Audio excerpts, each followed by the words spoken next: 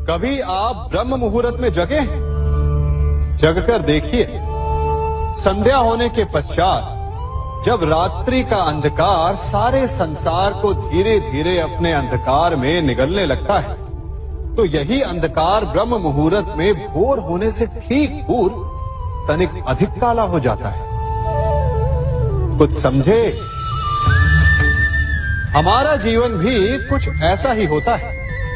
जब हमारे जीवन की समस्याएं अपने अंत पर होती है, तो यही समस्याएं एक भीषण रूप लेकर हमारे समक्ष प्रस्तुत हो जाती है और ऐसे परिस्थिति में अधिकतर लोग हार मान जाते हैं, भय खा जाते हैं। परंतु यदि आप हार न माने, भय न खाएं, दृढ़ रहें, निरंतर आगे बढ़ते रहें, तो प्रकाश के रूप में हमारा स्वागत करने के लिए सूर्य उदय सदा हमारे समक्ष प्रस्तुत रहेगा। आपने बरगद के वृक्ष को देखा है? जितना विशाल उतना दृढ़। पतझड़ में वो सूख जाते हैं, परंतु दुर्बल नहीं होते, टूटकर गिरते नहीं। और उसके विपरीत दलदल में उपजे वृक्षों को देखिए, वो दिखने में तो बड़े होते हैं, पतझड़ आए या शीत सदा हरे भरे होते हैं, परंतु इतने दुर्बल होते हैं कि जलधारा के हल्के से वेग से वो गिर जाते हैं। परंतु ऐसा क्यों होता है? कारण है जड़ें। जिसकी जड़ें दृढ़ भूमि में है, वो हर चक्रवात, हर ऋतुओं को सह लेता है, और जिसकी जड़ें दलदल में है, वो स्वयं की जड़ों को दुर्बल बना लेता है।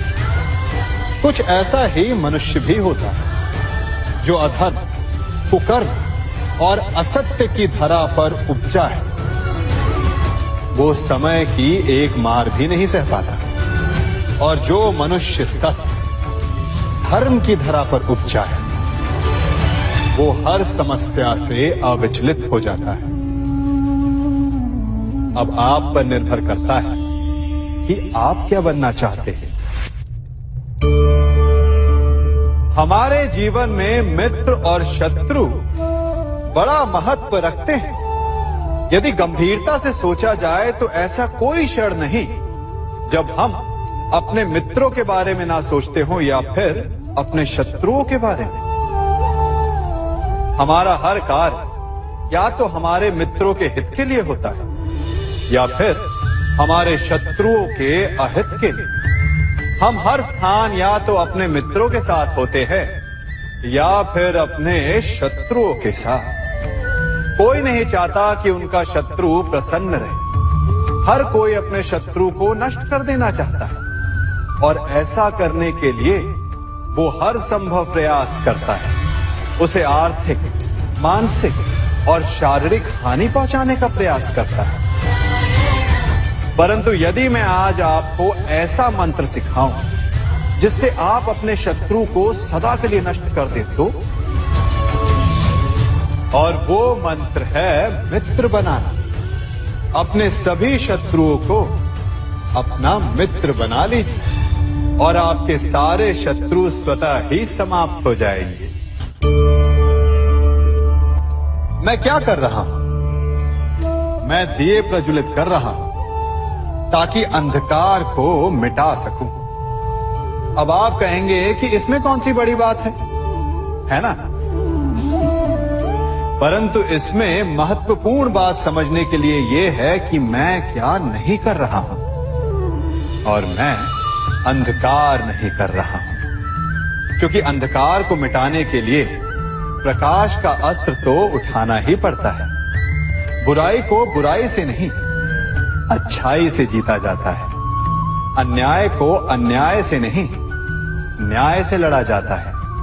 क्रोध को क्रोध से नहीं, क्षमा का साथ लेना होता है। ठीक उसी प्रकार एक लोहा लोहे को काटता है, परंतु एक ठंडा लोहा ही गर्म लोहे को काट सकता है।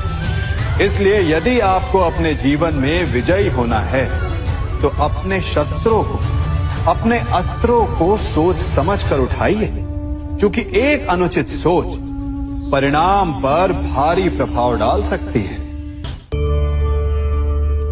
आप सब सोच रहे होंगे कि ये क्या मैं करने लगा। मैं इस पौधे को जड़ से उखाड़ रहा हूं। आश्चर्य हो रहा है ना कि एक पौधे को उखाड़ना या काटना ना केवल एक अपराध है अपितु पाप भी है। तो फिर मुझे ऐसा करने की क्या आवश्यकता पड़ गई? क्योंकि कई बार विनाश ही सृजन तक पहुंचाता है। यदि नया भवन बनाना हो तो पुराने भवन को गिराना पड़ता है। व्यवस्था को परिवर्तित करने के लिए क्रांति लानी पड़ती है। और उसी प्रकार यदि किसी वृक्ष या किसी पौधे की जड़ों में घुन लग जाए या उसका मूल सड़ जाए तो उसे जड़ से उखाड़ देना ही श्रेयस्कर होता है, ताकि उस स्थल पर नए पौधे उपज सके। युद्ध करना पर्याय नहीं, परंतु कभी कभी शांति के लिए युद्ध करना आवश्यक हो जाता है। संसार में सबसे श्रेष्ठ क्या है? फूल या कांटे, प्रेम या घृणा, संपन्नता या दरिद्रता, मित्र या शत्रु? बताइए। अब आप भी कहेंगे कि भला ये कोई पूछने की बात हुई? अवश्य, फूल, प्रेम, संपन्नता और मित्र ही श्रेष्ठ है। परंतु क्या आपने अपने जीवन में कभी सोचा है कि हर एक भाव, हर एक वस्तु, हर एक घटना का एक गुण धर्म होता है? त्वचा पर जलन करने वाले फूलों से अधिक श्रेष्ठ वो कांटे हैं जिनसे आप अपने घर की बाढ़ बनाते हैं ताकि वन्य पशु आपके भीतर ना आ सके। वो प्रेम श्रेष्ठ नहीं जो आपको अंधा, लोभी, पक्षपाती बनाता। वो घृणा श्रेष्ठ है जो आपको नया मार्ग दिखाते। वो संपन्नता श्रेष्ठ नहीं जो आपको कृपण बनाते, मद्दांध बनाते। वो दरिद्रता श्रेष्ठ है जो आपको जीवन में परिश्रम करने की शिक्षा दे। कुविचार देने वाले, बुरा मार्ग दिखाने वाले मित्रों से अधिक श्रेष्ठ वो शत्रु होते हैं जो हमें जीवन का लक्ष्य दे दे। इसलिए अपने जीवन में हर वस्तु, हर भाव, हर घटना के गुण धर्म को पहचानिए और उसके पश्चात अपना चयन कीजिए। स्वर्ण। हम सभी को अपने जीवन में स्वर्ण से कभी ना कभी कुछ ना कुछ थोड़ा या अधिक मोह होता ही है ना? परंतु क्या आपने कभी सोचा कि स्वर्ण को प्राप्त कैसे किया जाता है? जब भूमिगत खदानों से स्वर्ण को निकाला जाता है तब वो एक पाषाण की भांति होता है। ऐसा पाषाण जिससे आप किसी को भी मार सकते हैं, परंतु उसे आभूषण के रूप में स्वयं के शरीर पर धारण नहीं कर सकते। यदि उसे आभूषण बनाना है तो उसे लंबी यात्राएं करनी होती है। उस पाषाण को पिघलना होता है। सुनार के हथौड़ी की अनेकों चोटें खानी पड़ती है। फिर काट छाट और उसके पश्चात जाकर वो ऐसा आभूषण बनता है जो हमें वर्षों तक, सदियों तक लुभाता रहता है। इसलिए यदि आपको समय पर विजय पानी है तो स्वयं के निर्माण पर समय देना होगा। हम सभी सुनते आए कि जो वीर होता है, साहसी होता है, शौर्यवान होता है, उसके समक्ष सारा संसार झुकता है। वीर भोग्य वसुंधर। परंतु वीरता है क्या? शौर्य क्या है? साहस क्या है? साहस युद्ध नहीं, वीरता विजय नहीं, शौर्य कभी ना गिरना नहीं। साहस किसी चुनौती के समक्ष खड़े होने का भाव है, तो वीरता उस चुनौती को उत्तर देने के लिए पूर्ण परिश्रम लगा देना है। और शौर्य का अर्थ है गिरकर फिर से उठने का साहस रखना, बार बार प्रहार करके वीरता दिखाना, निरंतर प्रयास करते रहना, निरंतर परिश्रम करते रहना।